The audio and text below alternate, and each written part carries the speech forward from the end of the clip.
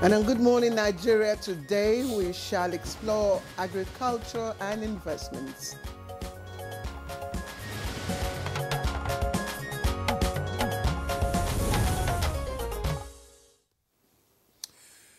Nigeria is blessed with vast arable land stretching from the savannas in the north through the lush rainforest in the south, down to the mangroves of the Niger Delta. This gives us the capacity to grow an impressive range of crops all year round. Absolutely, Demola. And from vegetables to grains and tubers, our green landscape tell a story. Now, agriculture is not just about putting food on our tables. It's also one of the strongest pillars of our economy, creating jobs and supporting stability. That's true, Claire, and this season shows that reality clearly, with more young Nigerians plugging into opportunities along the agricultural value chain. Reports confirm that agriculture still reduces poverty faster than most other sectors. Absolutely, there's no doubt about that, Demola. And it doesn't just end there. The Food and Agriculture Organization, FAO, also reminds us that agriculture, supports better nutrition, healthier diets. And, it's nice when what's good for the pocket. It's so good for the body. I'm sure you know. But despite all this, many experts insist that Nigeria is still being held back by low investment and poor incentives. You're correct, Claire, and that's the irony, isn't it? Because conflict, climate change, and economic shocks keep slowing down progress, leaving millions vulnerable to hunger and poverty. Well, you could say that it is a global phenomenon, not just Nigeria, but still, there's a silver lining. Food prices have dropped slightly, and you can almost hear the relief in the market these days. And I know someone within the city is also saying that is it. But I bet many are wishing it could drop a little faster. That's me. But the bigger question remains, how do we make agriculture sustainable? Not just for today, but for the future. Experts are saying that opportunities for investment are there and huge. Very huge, Claire. Exactly, that's why conversations are ongoing about a 10-year strategic plan to unlock food systems, adapt to climate realities, and respond to changing diets. And I like the fact that this is not just a Nigerian conversation. I said that earlier. It's global. It's a global conversation across the Sahel and beyond. Agricultural experts are sharing ideas, brainstorming on how countries like Nigeria can make the most of their strengths in this sector. Yeah, so today on Good Morning Nigeria, we'll be looking closely at how to boost agricultural investment. I am Ademola Adeoye. And I'm Claire Adelabu Abdul Razak. And we thank you for joining us live on the network service of the NTA for today's program. It's the midweek edition. Welcome back to the program, and we're looking at agricultural investment drive in Nigeria. Of course, this is prompted by the recent efforts or initiatives taken by the federal government to upscale investment in the agricultural sector by, of course, providing incentives for that. So let's quickly listen to the background report by Ibrahim and Amido before we bring in our guests. Agriculture is not just Nigeria's lifeline. It is the rhythm of our daily lives, feeding families, fueling economies, and shaping our future. Yet, with climate change biting harder, banditry disrupting farms, and a booming population demanding more from less land, our fields are crying out for a revolution. Did you know agriculture accounts for about 24% of our GDP and employs over 35% of our workforce? But as we race toward 400 million people by 2050, the pressure is on. How do we turn potential into plenty without exhausting our soil or our spirits? That is where the Enhancing Agriculture Summit comes in, a pivotal 3-day forum designed to ignite change, building on Nigeria's recent 10-year Strategic Action Plan 2026 to 2035, unveiled at the UN Food Systems Summit Stocktake. This gathering unites government leaders, tech innovators, and young farmers to push boundaries. Imagine drones scouting crops for diseases, AI predicting harvests, and blockchain ensuring fair prices from farm to market. It is about smart, sustainable farming that boosts yields while cutting waste, all backed by partnerships with bodies like the Food and Agriculture Organization of the United Nations and the African Development Bank. But let's get real. Farming takes a toll on the mind too. The uncertainty of rains failing or markets crashing can lead to deep stress, pushing many rural youth toward city lights and leaving villages hollow. This summit challenges us. Can we nurture not just the land, but the resilience of those who till it? Through mental health support, skill-building workshops, and inclusive policies, we might just cultivate a generation that is as tough as it is innovative. The big question hangs in the air. Will Nigeria seize this moment to transform agriculture from survival mode to a thriving powerhouse, securing food for all and prosperity for generations? Well, guests, experts in agriculture, are in the studio to explore more on enhancing agriculture and investments. Great question, Ibrahim. Thank you so much for that background report. And we already have some of our guests in the studio, who are going to throw more light into those questions that you have just asked. First is Professor Abba Gambo, is of the Department of Crop Production, University of Maiduguri. Professor Gambo, it's good to have you join us on Good Morning Nigeria. Thank you very much. Always a pleasure to be here. All right. Thank you. All right. We want to also introduce Dr. Emeka Okengo. As usual, he's a development economist, farmer. He's also the National Coordinator, Nigeria Food System Support Initiative. Dr. Okengo, good to have you again. Always a privilege to spend time with you, Demola. Good morning, Nigerians. Good morning. All right, we also have architect Kabir Ibrahim. Architect Kabir Ibrahim, of course, is president of Nigeria Agribusiness Group, and he's also chairman. He's also chairman, Agriculture and Livestock Trade Group, NASIMA, under NASIMA. Architect Kabir, thank you very much. Thank you very much for having me. All right. Demola. Yeah, we're talking about, boosting agriculture and agricultural investment here. And a lot of issues have been, thrown up, especially in that background report. Professor Gambo, probably you want to respond to some of the major key trends in sustainable agriculture. And what are these indicators? Thank you very much. Good morning, viewers. Now, when you're talking about agricultural development, or you want to make sure some people come into your country to invest, first and foremost, you have to make the environment enabling for them, conducive for somebody that is coming from another place to help you in developing your own agricultural subsector.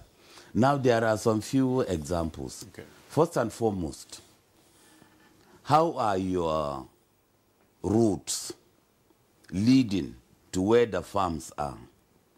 Secondly, do you have a very good cold storage system, kind of post-harvest, preventive, loss prevention, etc.? And thirdly, and most importantly, how is your power grid? Do you have 24/7 all over the country, kind of? And under normal circumstances, if you're talking about investment, without these three indicators, there is no way any good person can make it. It's not possible. So first and foremost, we have to look inwards. We have the potentials, we know. We have the human population, we know. We have the labor, we know. We have the excellent agroecological climate conditions from the north to the south, we know. But then that will not solve our problem. We still have to go a little bit further to make sure that certain things are in place. If the person comes, how comfortable is he? How acceptable are the people going to be to him? Thirdly, how will he feel that there is this kind of real issues everywhere? Light is not a problem in most countries in the world today. Light is something that is just common. But in Nigeria, light is still not common. Electricity is not common. We're talking of 24/7. And then you are not talking of agricultural things that are perishable, most of them, fruits, vegetables, dairy products, fish, etc., that cannot stay outside the fridge for more than 24 hours. Without constant electricity, there is no way any good investor will come in to do any good business here. And then thirdly, and most importantly, there is what they call the tax holidays. What is the federal government and, of course, the subnationals doing to make sure, to lure investors to come into the country, and then what is the impact so far? But then if this kind of scenario is not around, no serious investor will definitely like to come into the country, definitely.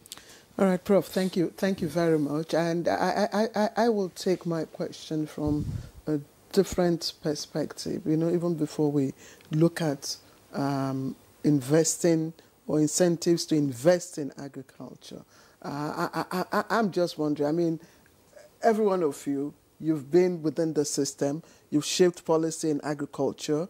I'm sure, you know, you're all convinced that agriculture is not just a sector, it's not just an economic or a revenue generating sector for the economy. But is there anything so far, any initiative that has shown us, and indeed the investing public, that agri is of a national priority? Okay, thank you. Good question, Claire, which will take us back to history. When you talk about the Dutch disease, you talk about the disruption that happened to our agricultural systems. Considering and remembering that before the Dutch disease came, we were trading globally. In fact, because of agriculture, our naira was stronger than the dollar. Our naira was now 1 naira 70 kobo to $1. Because of agriculture, we were one-on-one with the pound. Because of agriculture, naira was being traded in the streets of the UK. Right, and Demola, I don't know, we're talking about to encourage investors to come. Now, this is where the disruption started or happened. Because at the time we were doing this, we didn't have foreign investors promoting us. We had research institutes, okay, that created that back end and then created companies that now created the value process. To the extent that you even now had, you know, those conglomerates where you are now gathering at whatever level you needed to, the trading boards, the commodity trading boards, that now made certain that for each product we were into, okay, we were shipload, you know, competitive. What do I mean by shipload competitive? It meant that whatever product that came out of our value had a volume value of a minimum of at least 5,000 metric tons, which was the smallest you could load onto a ship. From timber to cocoa to palm to rubber. And then you didn't have farms. What you had were plantations. Then? Yes. So now what we're basically doing, and this is where the challenge and problem is the word farm. Because a farm is a very small component, you know, of a plantation. Others have moved from plantation, like I keep telling you each time I have an opportunity, to belting their plantations, meaning that they now have belts running thousands and thousands, interlinked and interchained. And we are busy talking about proper farmer, farm, support. Okay, so if you are not building these systems that is able to now appreciate where you're getting it wrong and why you will never get it right, these are two different things. You know, you can talk about all the whole good policies. You're right. All of us, you know, have been part of almost every agricultural policy in this country, at least in the past, you know, decade or so. But I keep also saying to you, Claire and Demola, policy is a wish list. If you have a policy and you don't have, you know, a program that ties to action. A policy must be tied into what you call a PPA, policy, plans, and actions. Then this is where you now begin to now talk about, again, like I'm still saying to you, what I promote, the volume for value. I hope that answers your question. Yes, because if I get you, we've not moved, or let me say we've made gradual move from being a country of a farming country. You know, what you are advocating is let's move away from that. So even plantation or even belting the plantations. No, we're in a cage. You know, we're still in a box. That's the problem. And that box you are is some comfort zone. And this when you talk about thinking out of a box.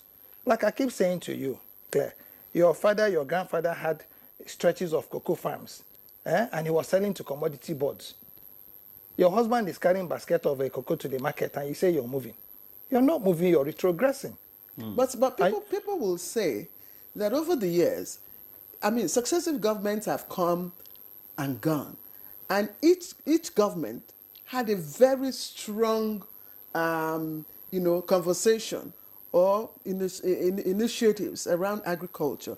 Each successive government comes and says, look, we want to make agriculture, we want to revitalize agriculture, we want to... So isn't that an indication of giving it a national... That is where the problem is. The period I discussed, there was no federal Ministry of Agriculture. Understand it. Maybe we'll deepen it as we go. So what you're also mentioning is part of a problem. So you're saying there's been no visible sign of prioritizing agriculture at the national level? No. At the level we are, give it to Ministry of Agriculture, give it to this government. We have done exceedingly well where we are. But are we supposed to be there? You understand what I'm saying? They take you from this studio now and take you to primary 6 to go and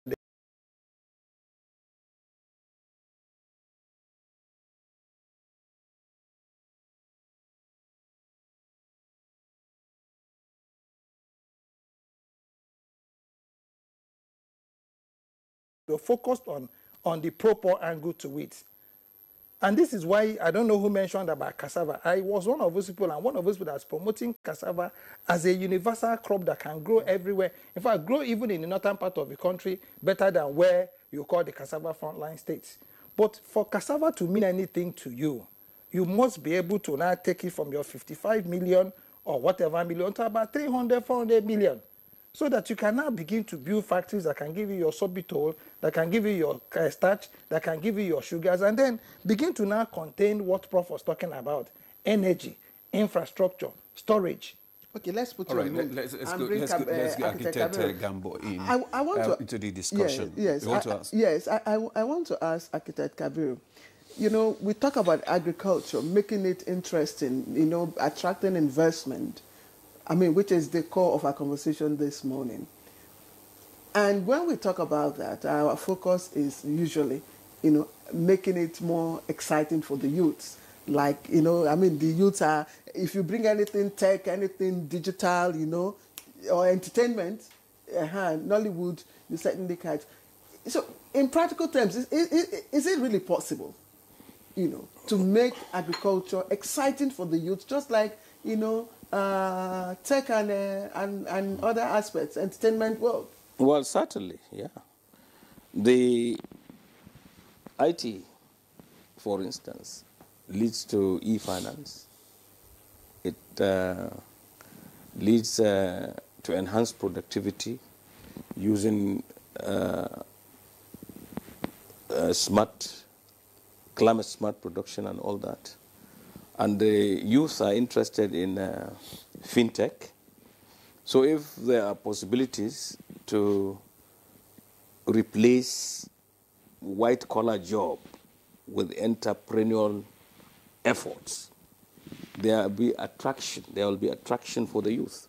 And then agriculture, you can do that. Already we are now, people are asking for land ownership. There are many, many things in place now all over the world, and even in Nigeria, people are doing a lot of things that you can do vertical farming.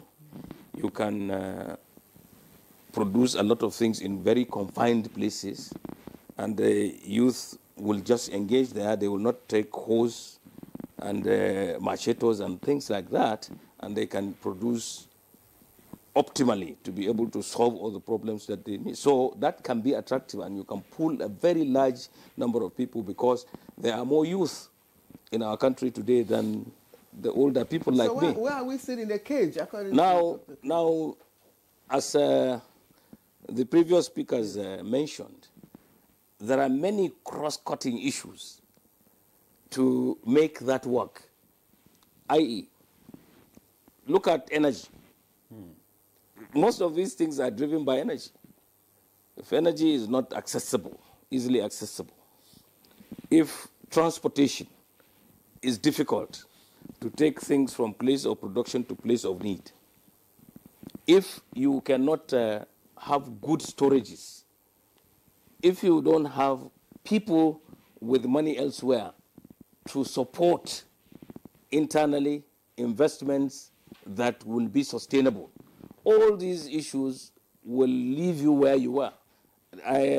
Dr. Congo was saying something, he was taking us back to the 50s, you know, telling the story, telling us that the Naira was very strong because of agriculture and all that. Then oil came. He didn't tell you that we did not focus on our agriculture since we found oil. We let things go. We became complacent. We thought that oil was going to solve all our problems. Now, I want to take you to a first world. Take Japan.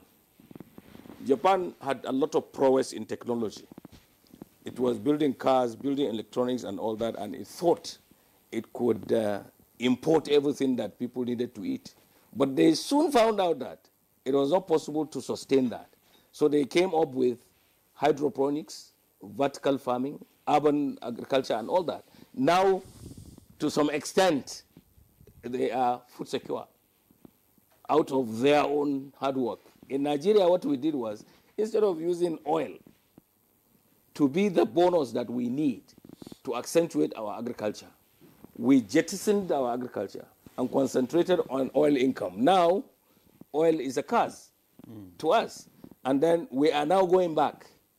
So many windows are being opened. Like he said, this government, from where we are, it has opened a lot more windows than any other one to be able to really optimize or take people out of helplessness to a position.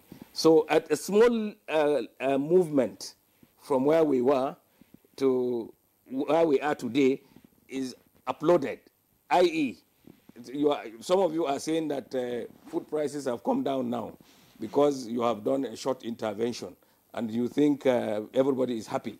But, you know, it's a two-pronged thing. There are many of us who are not happy that food prices have come down because we will not be able to go back to the farm because we cannot buy inputs.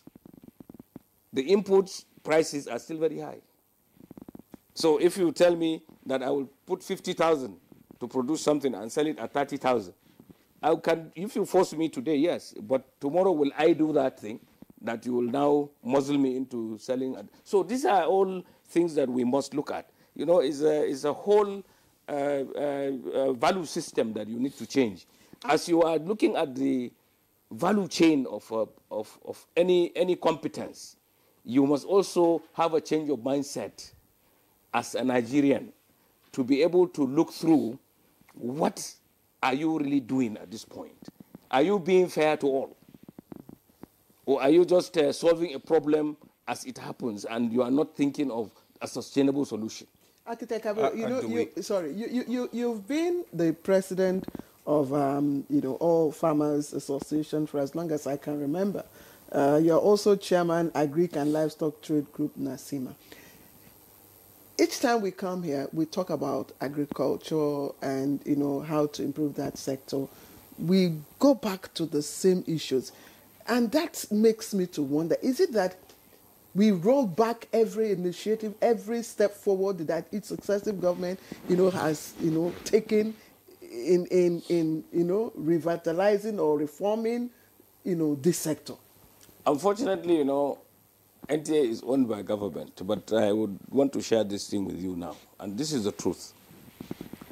Give me one policy that was really followed through to the latter. We have had a myriad of policies. We would start a policy, we will do it for some time, and then we would have a somersault. We would do another one. Let me tell you about, let's say, Uncle Broa. Uncle Broa gave the optimum push for a certain commodity in this country in the beginning. Everybody hailed it. Then somehow it was abused in the process. And now all of it is not even happening. It's been jettisoned now. So as far as I'm concerned, from NABG, we have what we call Policy Implementation Analysis Fund. What we are doing today is quite different from what was happening before. Because of the experiences that we have had, as you said, since you could remember, I had been involved in this. 25 years, I was in poultry as well. 25 years I've been there. I've got some experience in what everybody else is saying around agriculture, in the agriculture ecosystem. What you must do is, sometimes, you see, you take very difficult decisions. If your car is consuming engine oil, and you keep procrastinating that you are not going to overhaul the engine, you are going to be topping engine oil. Someday, the car engine will knock. It may be beyond repairs.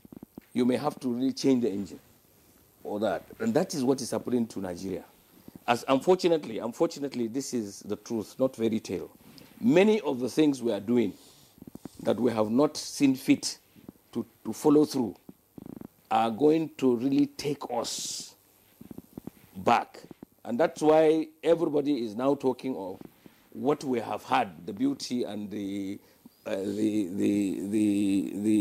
growth in the economy and all that we had before.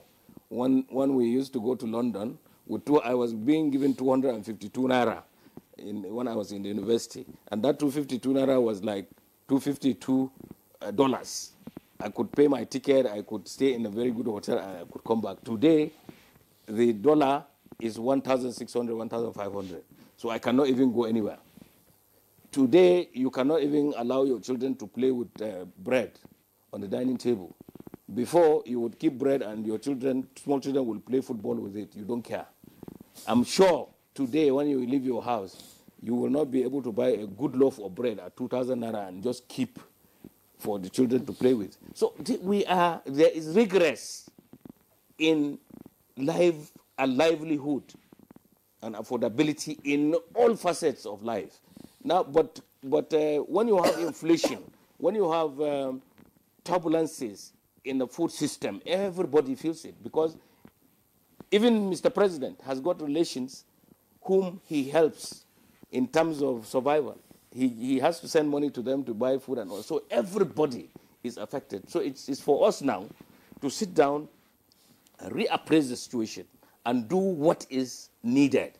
Now, whatever comes now, I try to look at it and be sympathetic to whoever is promoting it. But mind you, I'm going to put a template, I look at the good in it, and I accentuate the good, and in my advocacy, I talk to the powers that be at that time. Look, it is in your larger interest to follow this through, and that is why we are promoting that policy implementation analysis. Okay. And that is a very new thing in Nigeria.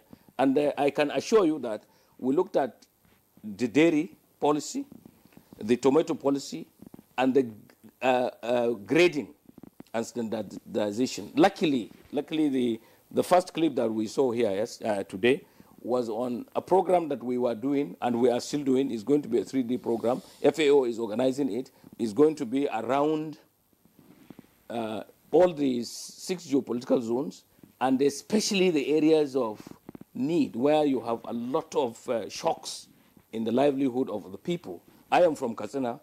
The situation in Katsina is so bad. It's accentuated by insecurity and all that. But generally, we are poor. Niger State is one of them. Oyo State is one of them. Ebonyi State is one of them. Cross River is one of them. And all of these are going to be put together, and they are going to test cassava, maize, and tomato in them.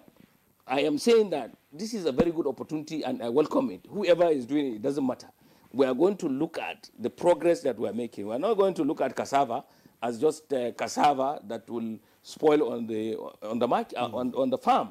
No, what value, what derivatives can you get from cassava? What derivatives can you get from maize? What derivatives can you get from tomato so that it doesn't spoil by merely keeping it on the road from Niger State or Mina to Lagos? So that when you put it on... All right. Architect Brian, thank you very much. Policy implementation analysis.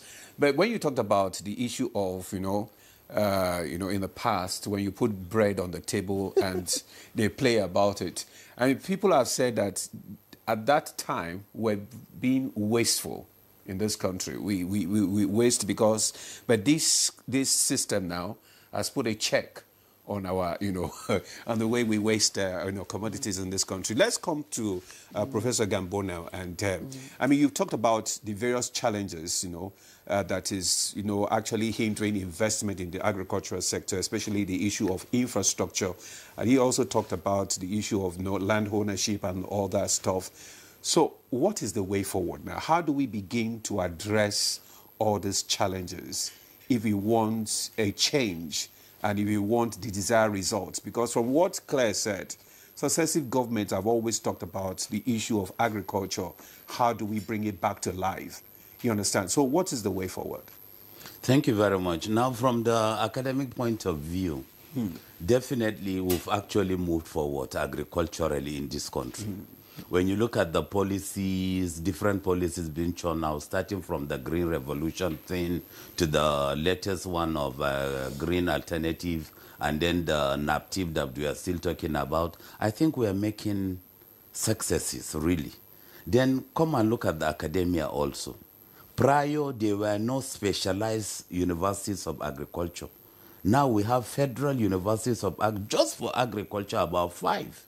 And then agriculture is a major course. Is most private universities, most state universities, telling you that the manpower that we are now producing in the agricultural sector is much, much more than what we used to have before. And also talking about the research institutes, they've been upgraded. But then, it's not a kind of overnight thing. You have to take your steps gently, but then you just have your timeline, your deliverables, and what you want to achieve. Now, the most important thing in all that we are talking about, I think if you do not bring mechanization into the present method of agricultural development in Nigeria, whereby you just have the subsistence farmers left on their own with their hoes and cutlasses, and then the population is ever growing, you understand? There is no kind of matrix between what we are saying and what we are doing. There has to be a kind of synergy between agencies, synergy between the research institutes and the farmers, synergy among universities also, synergies, exchange programs that we used to have before. You send some professors outside to another country, they gain some knowledge, come back and impact it here. All these things are no longer there. But like I said, we're actually making successes. Now, when you look at the template of the total number of agricultural graduates in Nigeria, it will amaze you. Go to any NYC camp, when you see female, before we were saying female are not doing agriculture, now when you see female and then the male counterparts having graduated agriculture, it will amaze you. But now they are there, where should we put them in? All of them cannot go back into the academia to be lecturers. No. That's why I said there has to be a kind of synergy. We know the number of graduates we are producing every year. Before we produce them, is there a kind of company? Is there a kind of mega farm? Is there a kind of mega project that can actually absorb them the moment they leave the university? So I think these are the kind of thinking we're talking about. Then I just want to chip in something about cassava. Whether we like it or not, Nigeria today is the greatest producer of cassava in the whole world, and we have to beat our chest. Not the cotton, hoe and cutlass thing, but then We're talking about the derivatives, the ethanol thing, we're talking about the starch and other things. And I think that's a good way to go. Now, Kabir said, we are doing the 3, I was there yesterday, and I'll be there today and tomorrow also, is hand-in-hand agriculture irrigation project. And you know, irrigation is very important because we just have one season, rain-fed agriculture. And with our ever-increasing population, one season agriculture can never tackle the food security issues in Nigeria. That's why I've always said you have to look at other alternatives. What are the other alternatives? Let's bring in the rain irrigated also. And the workshop is for 3 days, and I think so far so good. Most of the crops we're talking about, maize is an irrigated crop, tomato also irrigated, cassava can also be irrigated, and we've already noticed that these are crops that have wider acceptability all over the country. So by the time you tackle these crops, you are actually saying a big goodbye to hunger in Nigeria. All right. But you said something that, Prof, that we have a large turnout of, youths, in the agricultural sector, but the problem is being able to absorb them. But even if you absorb them, how do you retain them? Because most of the time, the system does not make it attractive to the youth. So how do we make it attractive? Yeah, I was thinking, I said a kind of mega farm. Did you hear me say that? I said mega farm, whereby once you have the graduates, assume you have a farm that can actually take about 1,000 youths at a time. Okay. So that farm can be going to NYC camps and they're looking for where are the agri-graduates, where are the agri-graduates. That's the kind of thing I'm positing. If there are these kind of farms, maybe 3, 4 in the country, and before you know it, once they are at the camp, you see people coming with tallies, trying to know how many agri-graduates are in crop production, how many are in livestock, how many are in fishery, how many are in horticulture, etc., so that you already know where to fix them. And I think that's why I said there has to be a synergy. We cannot be allowing our agricultural graduates to be roaming off over, and most of them are not ready to accept the whole and then the little hectareages to be aching on the farms. Definitely not. That's why we have the huge aging population. The average age of a typical Nigerian farmer is now about 61, 62. All the youths are not there. Yes, ma'am. But, Prof, let me ask you. I wanted to ask Dr. Kungo, a question. But since you talked about research, I don't know if Architect Kabir will agree with me. Farmers say that the research that are done, remain in the shelves in the universities and don't reach them. So how is it possible? How can that be made possible? I mean, today everybody in the villages have smartphones. So if they can have access to smartphones, why can't they have access to your research works? Clear research is demand driven. You have to ask for you to get it. All the universities, we do plenty of researches, our chefs, like you rightly said, and we inundated. Exactly.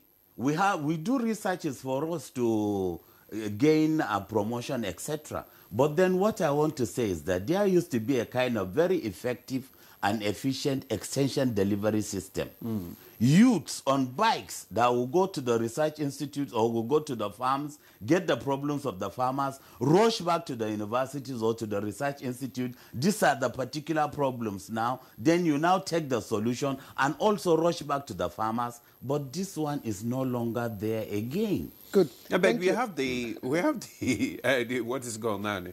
Is it not the social media now, Abi? The internet now. They don't have to go to the farm. But not every farmer. Not every farmer. But no, we're talking about the youth now. He's talking about the youth now. Yeah, talking about the youth, they have to be engaged. Yeah. And then they have to be given some little training. It's not like because I've just graduated from agriculture. Who should engage them? The government, of course. Which government? The federal government. Extension delivery system. That's what I'm saying. It has to be a kind of federal government-driven thing. Then the states also take it down. If there is no effective, well-coordinated extension delivery system, there is no way agriculture will make any progress. Okay, because fine. the new researches we are making are with us. The research institutes, the new varieties of crops are there. but then the farmers are not aware of it. There has to be a middle person. And that middle person must come from the government. That's why I said the government has to make the environment conducive for this kind of things. Where were the extension workers of the past?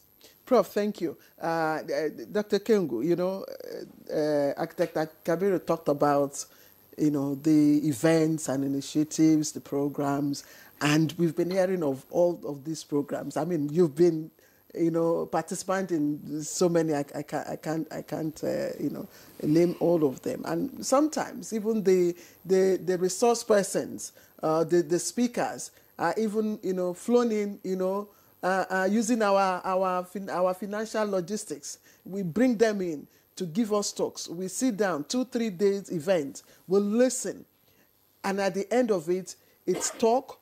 The person who is at the end, the receiving end, the viewer, me, Demola, we are alienated. It doesn't impact. I mean, the outcome doesn't impact on us. For instance, in 2005, ECOWAS established the ECOWAP. I'm sure you knew about it, which is supposed to be implemented at the state level.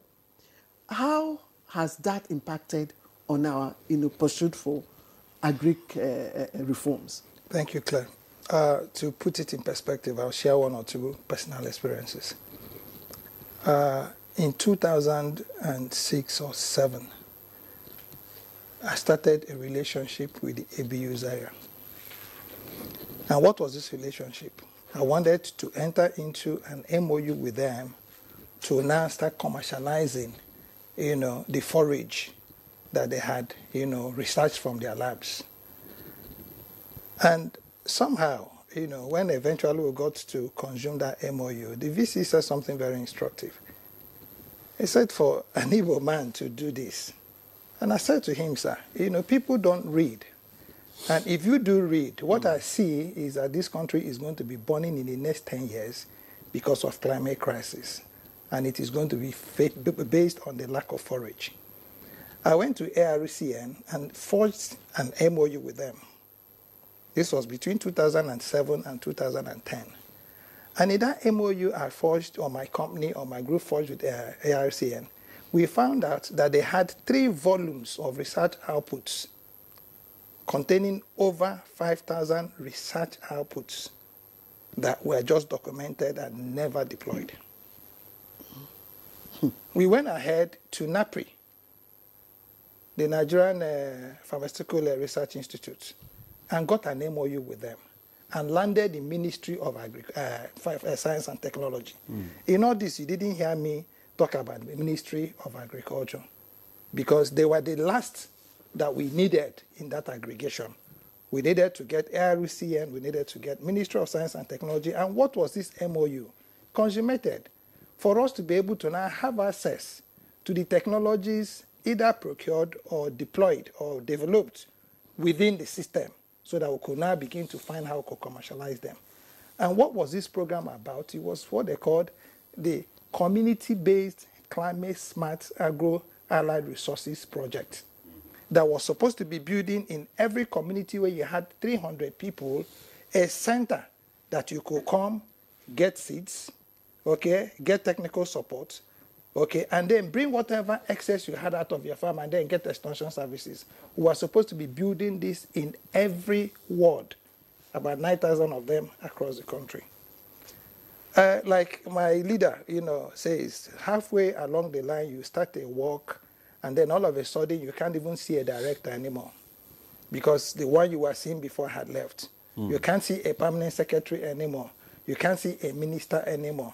And then something that is supposed to be bigger, okay, than the country now begins to get locked up in, he is too busy, you need an appointment, and these things keeps, creating this somersault. Somersaults just don't happen. It is person-driven. I and Professor, I think it was 2016, we were in the State House, NEC. Yes. Okay. To interface with the governors, a few of us were called together, about 7 or 8 of us. Okay, Professor Gambo was there. And we were supposed to be giving our ideas to that level of NEC. He was the former vice president that initiated it, so that consultants could now interface with state governments. And that's how I developed a relationship with now Senator, the former governor of Plateau, who I knew before anyway. And as I speak to you now, part of what we are trying to promote is to say, what is this challenge? Why can't we be able to do things right? And there's something we're trying to do with the government of a Cross River State now that is supposed to be transversing Obudu, Benue, Taraba mountain range. Clear.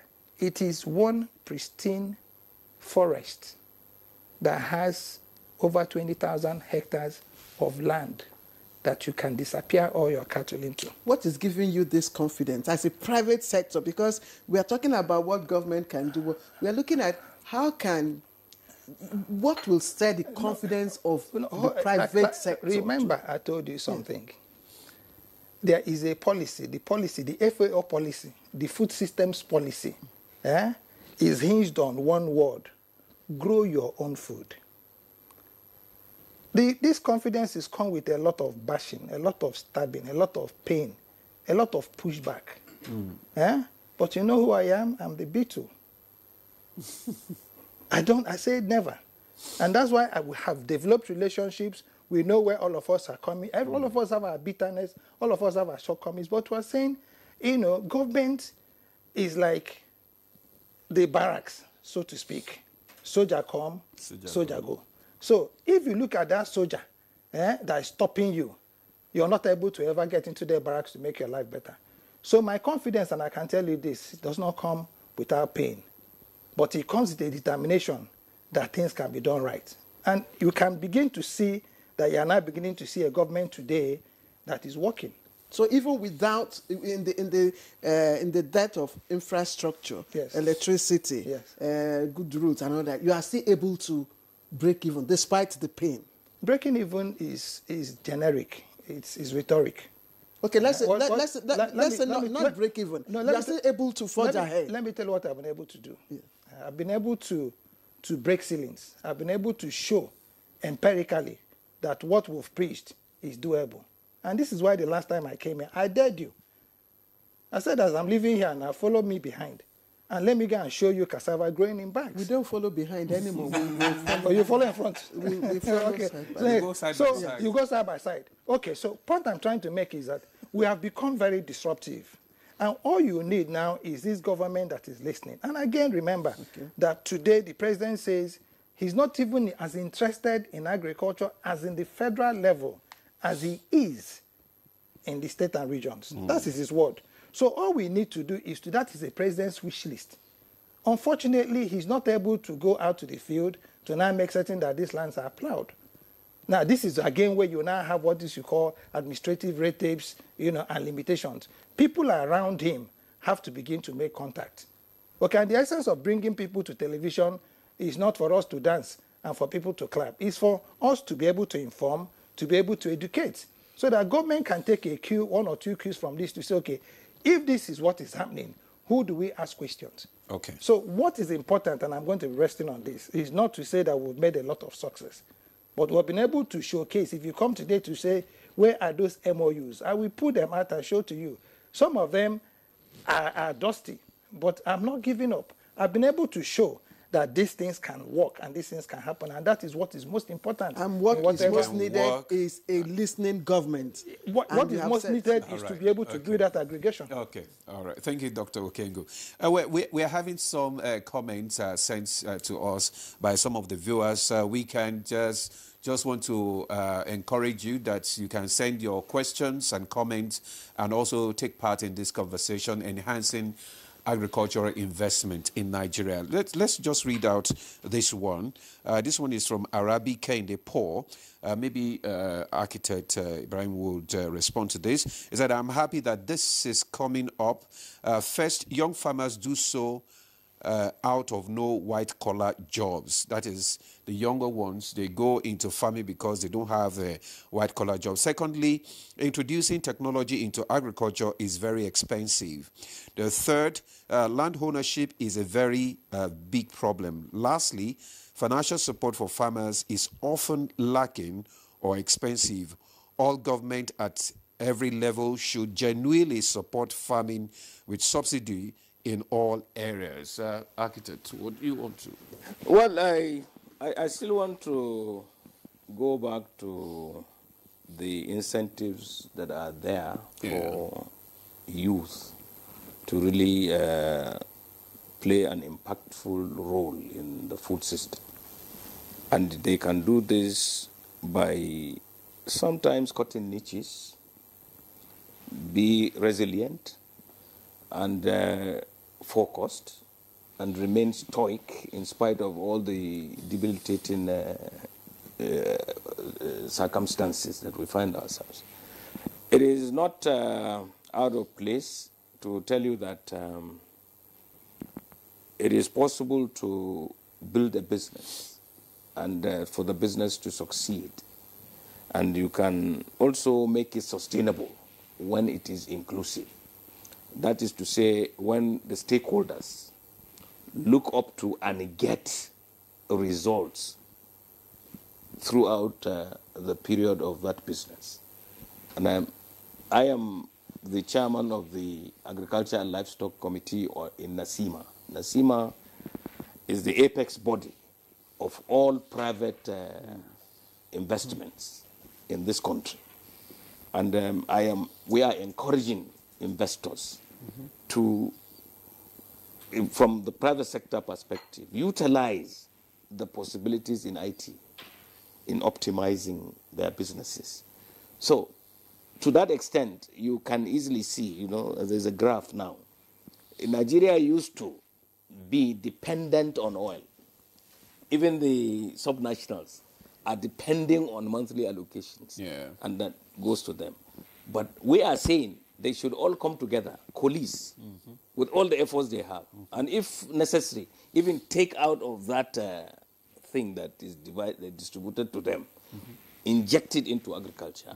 Let there be public, philanthropic, and private investments in agriculture, so that you have blended finance to take some businesses to scale, so that everybody gets something from it. You see Brazil now. I mean, how many times have this government has gone to Brazil? When I was president of Poultry Association of Nigeria, we used to look at Brazil as a poor country. Today, we are importing the highest energy component of the feed, of the animal feed, from Brazil. Today, we are even borrowing technology from Brazil. Brazilians are set to come here to invest. There is a big company that slaughters 1 million chickens a day that is coming to Nigeria to invest. So, if you tell me there are no opportunities in this country, with this population, and with the rising population, the envisaged population of 400 million, you probably do not understand business.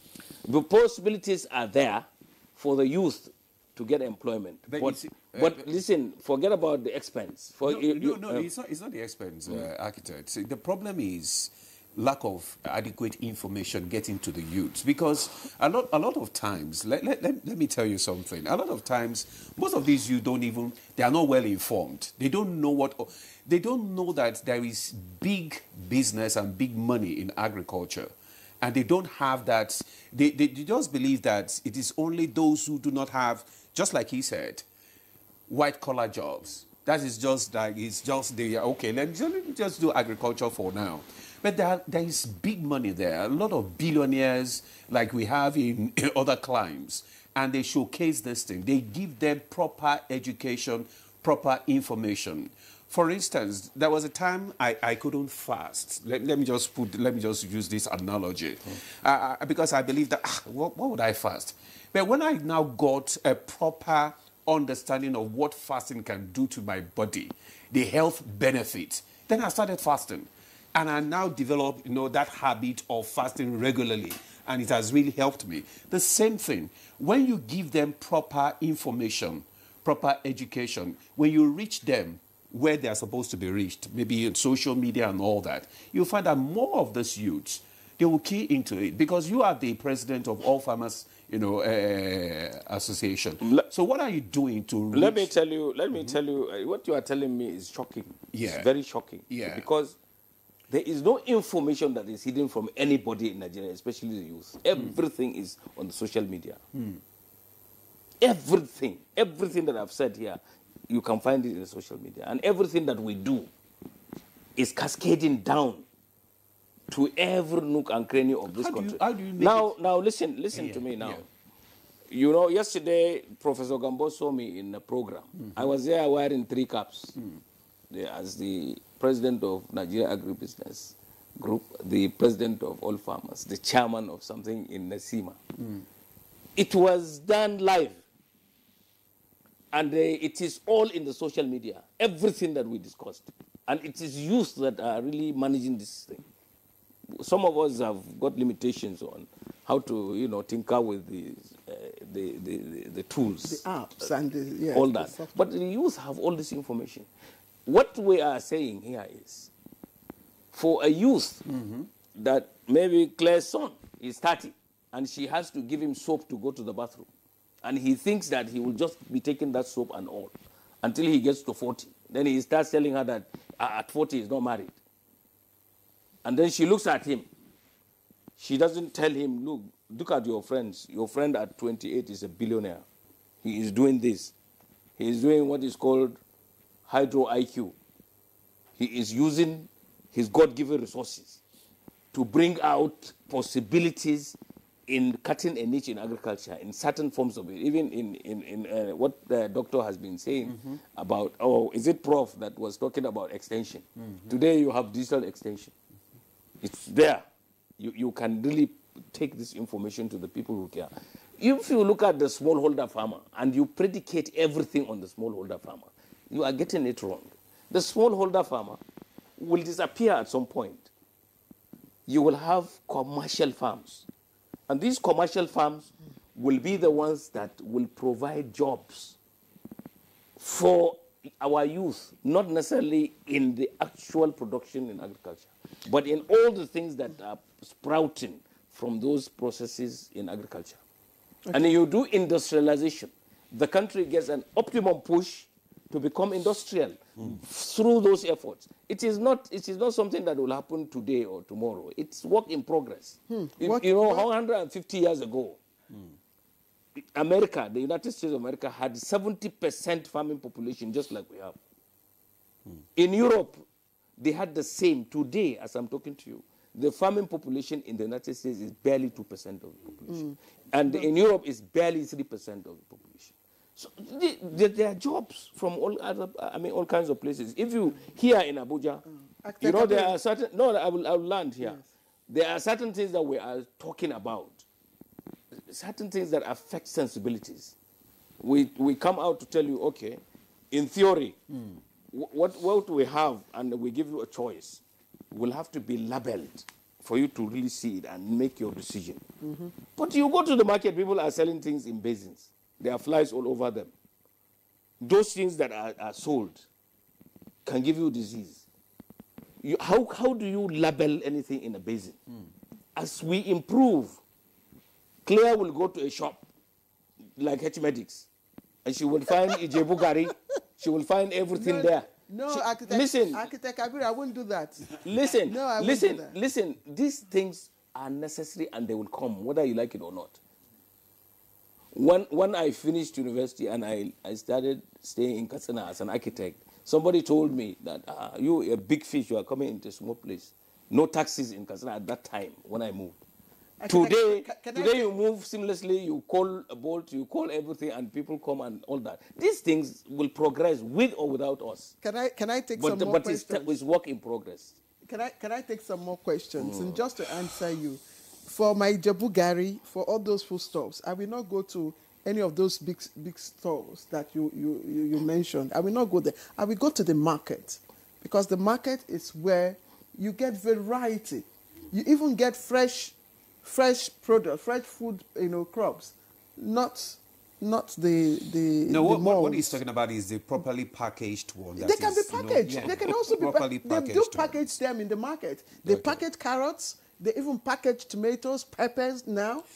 All right. In the Okay. market. Sorry, let me Okay, quickly take let my. me take some of these. Yes, I Okay. have. Okay. Read You've yours. taken yours. No, I've taken one. Okay, go ahead. All right. Boys Secondary School Gindri is the first school that started the Young Farmers Club in Nigeria and also West Africa in 1952. I'm pleading to the Ministry of Agriculture. Architect Kabir is here. The Minister of Agriculture isn't here, but I know Architect Kabiru.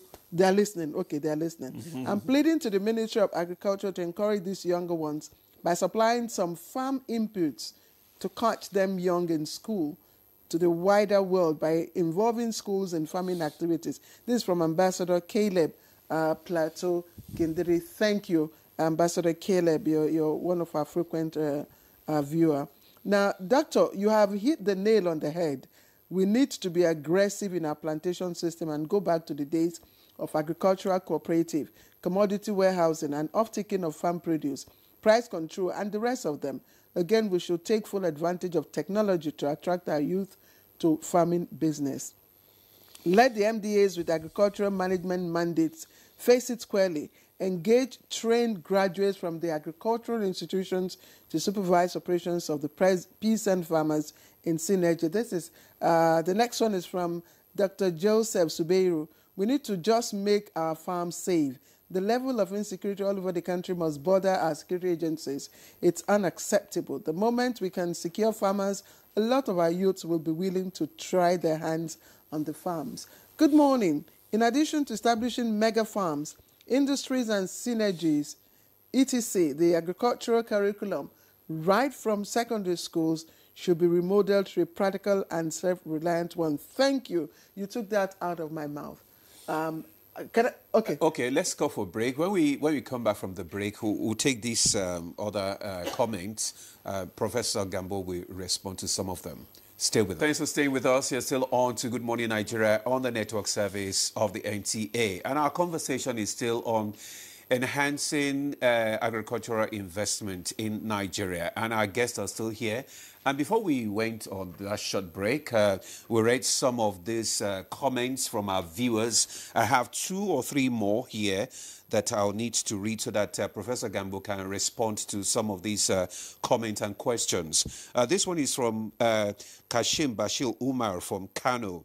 It said, for agriculture to thrive, there must be effective synergy between the federal and subnational government as agriculture falls under the concurrent legislative list in the country. Consequently, any meaningful breakthrough in the sector requires the 3 tiers of government demonstrate strong political will and commitment. Then the second one says, good morning, NTA. Government has to come up with a deliberate design that will encourage the youths into farming. Like Professor posited, the agricultural sector has to have a mother center that will engage agricultural graduates in the farm during their service years. Okay, Prof, you want to respond I want to go a little bit practical now. Okay. You know, we're talking about investment. I want to give 2 very good examples. Okay.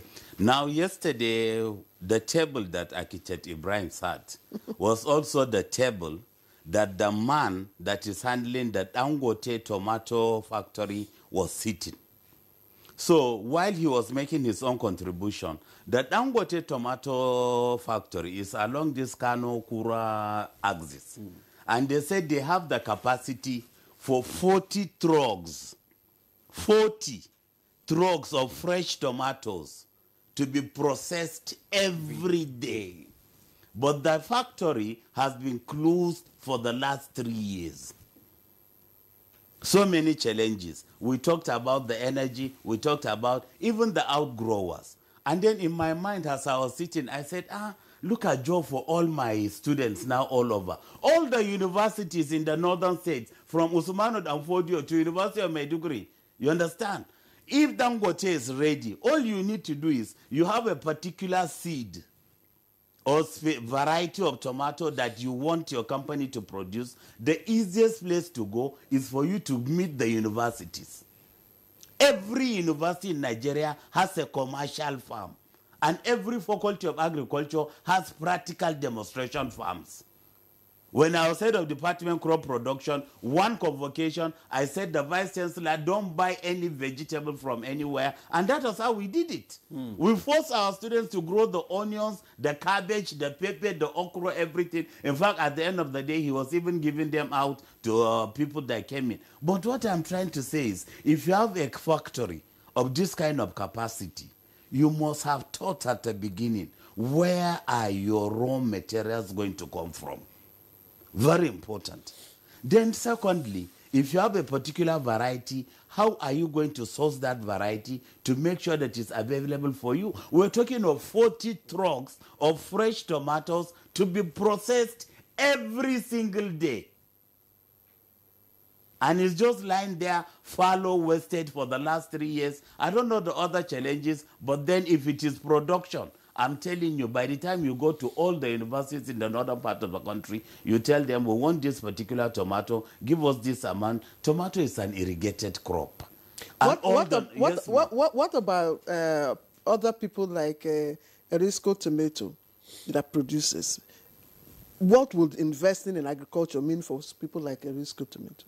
Yeah, what we are talking about now is the man has already set up his factory. Yeah. But then he has to close it down. So what impact or what message is that person?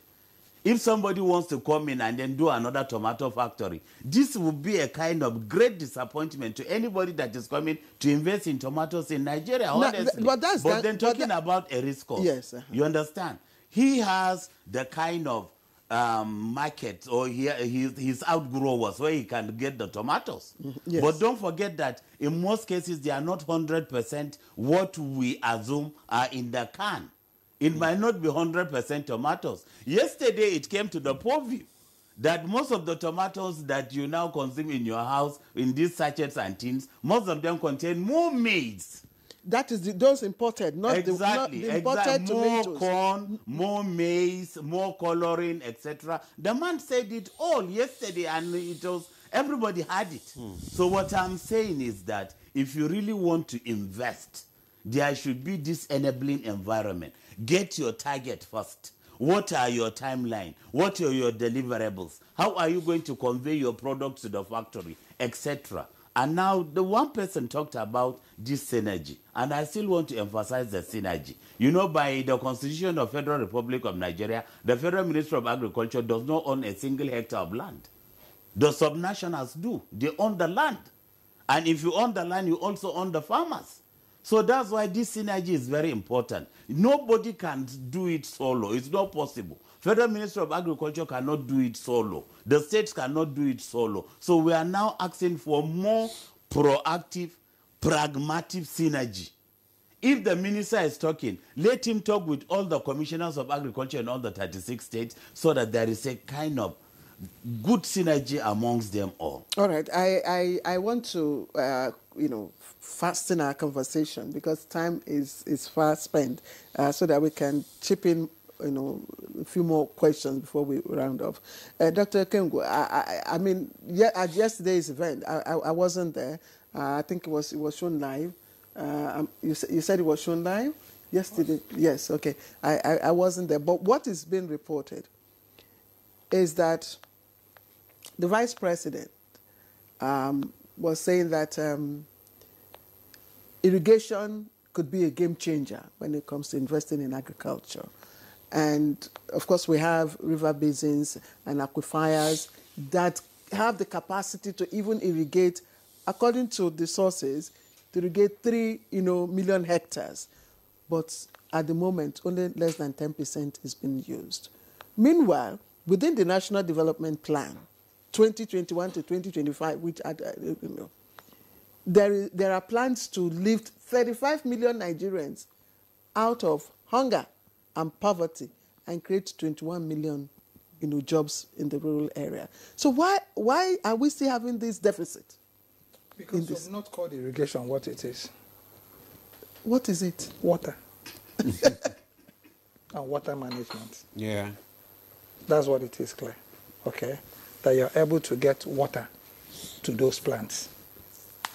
Now, how you do it, the science now, the complication begins to now, you start bringing what they call bobeke, it is being able to get your soil to get the proper water and nutrients it needs all the year round.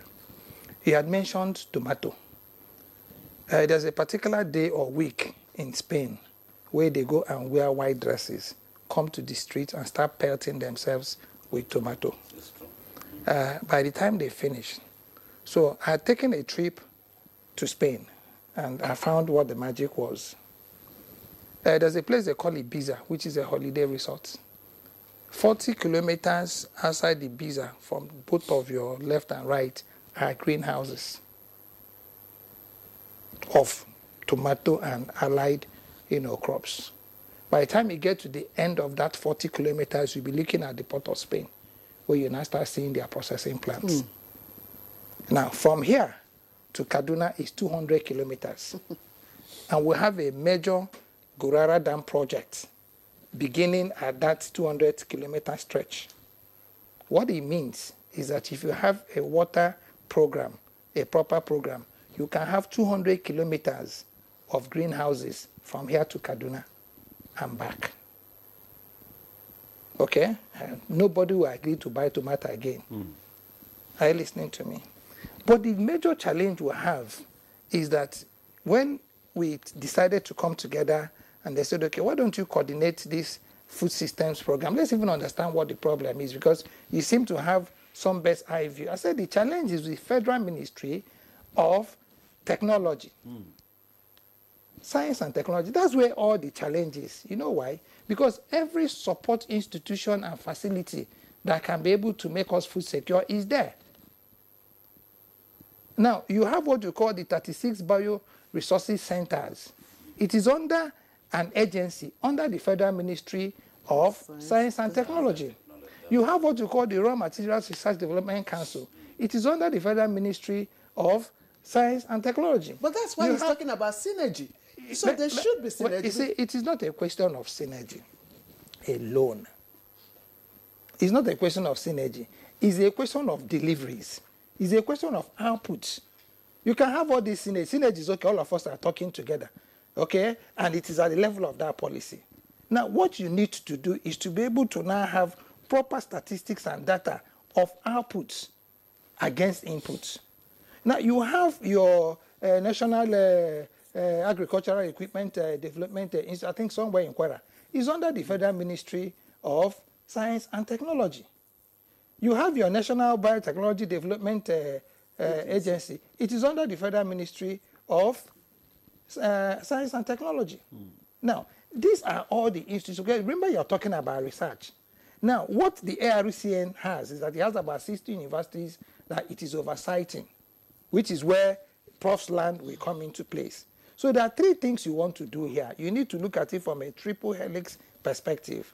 One, if you're talking about land, what do you need the land for? What can you get out of it? The Dangote tomato thing, all of us know what happened. I mean, it's a story, like he said, let's not get into, the story of it. It didn't work for very obvious reasons. And then that comes to where I want to land. If we talk about our seeds, when you hear wide variety, what comes into your mind is that something that is growing in the wild. But those are original organic seeds. We have lost practically 90% of our capacity to keep them. From our yellow yams to what we call a jimvula to joko to whatever it is, are going. And then we're not getting new practices that are slowly taking away our wide varieties because we have not been able to build our containment program that can be able to now secure our traditional and cultural seeds, which are original to our soil. And this is why when they now try to do the cotton thing, I think they got it from one of East African states, it became a complete and total disaster. But the issue is not to talk about disaster. Okay, I will rest on this. Somebody said to me, Dr. Ken, well, how come every horn in Brazil, every kind in Brazil has no horn? They have a breed that has no horn, and our own has huge horns. I say because they are creating an economy from the horn of a cow. And he said, my friend, what are you talking about? I said, please, give me 2 minutes and check your phone.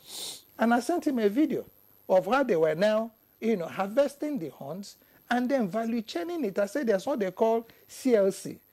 Okay, concrete lightweight concrete, cellular lightweight concrete. Google it. It is made out of cow hooves because they are biodegradable. Clear, with CLC, you can take a building to 4 floors. But the greatest of the challenge we have is that we're not speaking to each other. Everybody comes and promotes himself as the Oputobe. Yeah, I know it all. And like I said, I'm doing something with the Ministry of Livestock in a Cross River State. And I told the commissioner, sir, do you know what will happen if we got this belt? The amount of agro-tourism that we can begin to get. And I spoke to the commissioner, the permanent secretary of the Ministry of Tourism too. And I said, sir, where you want to get this to run, if we settle our cattle economy, we would have created an agro-tourism that is world class.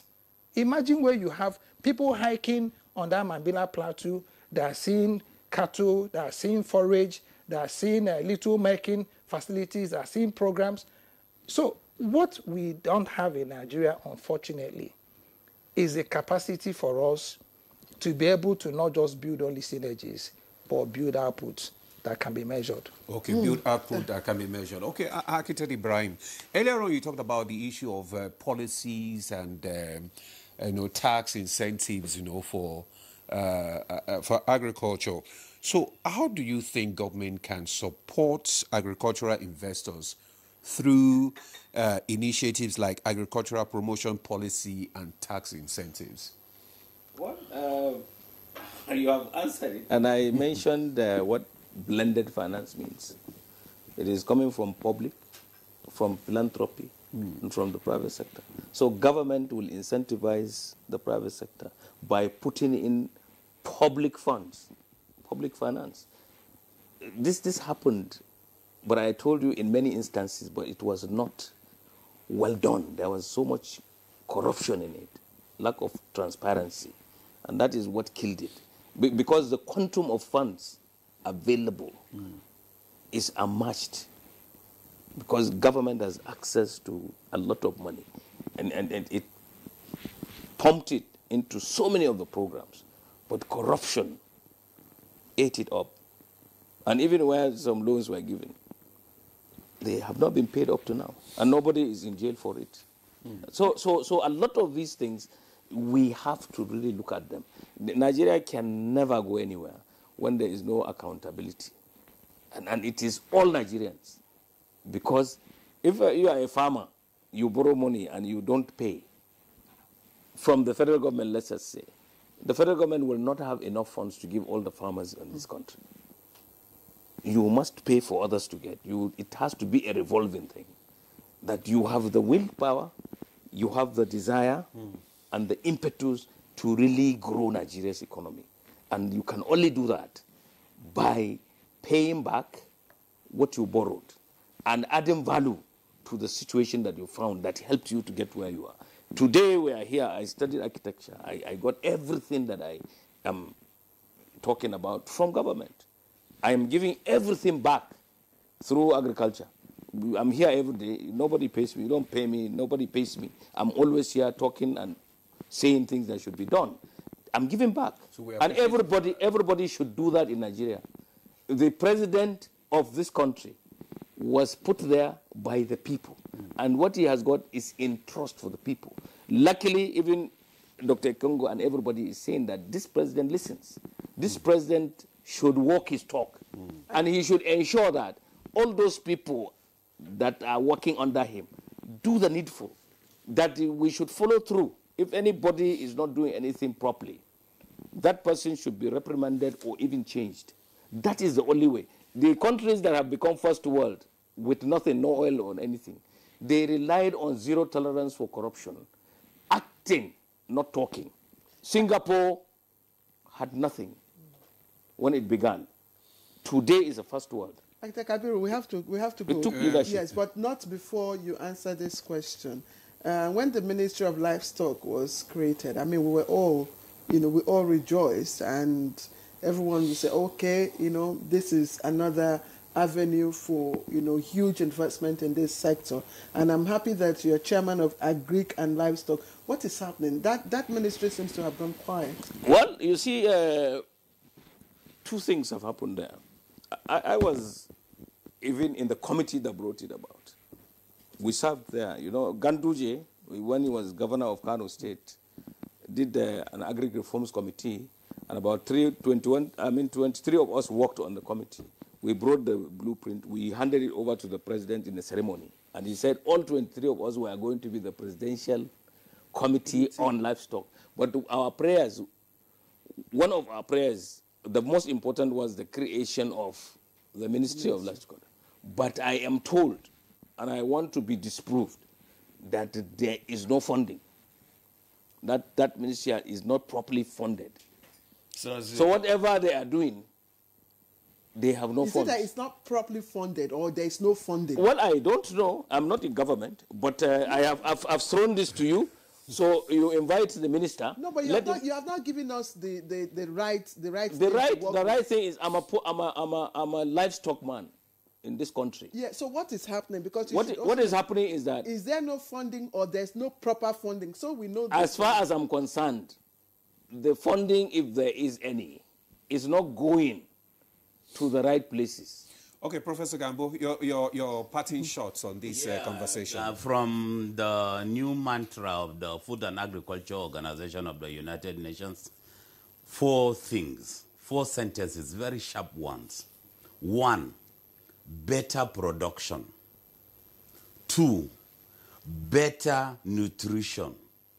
3, better environment. And 4, better life for all the citizens of the world. Better life for all the citizens. Dr. Okengu, 30 seconds. Think home. FAO or FAO should just be a support agency.